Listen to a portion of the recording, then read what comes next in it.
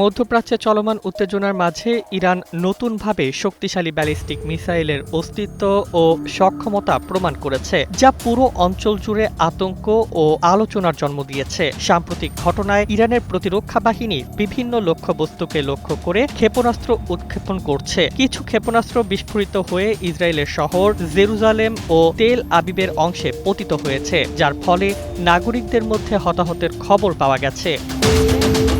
বিশ্লেষকরা বলছেন, ইরানের এই কৌশলিক প্রদর্শনী হঠাৎ করেই সামনে আসা নয়, বরং দীর্ঘ পরীক্ষণ ও উন্নয়ন কর্মসূচির ফল। এ ধরনের মিসাইল দ্রুত প্রতিক্রিয়া দেখানোর ক্ষমতা রাখে এবং কৌশলগত চাপে বিরোধীদের ওপর প্রভাব ফেলে।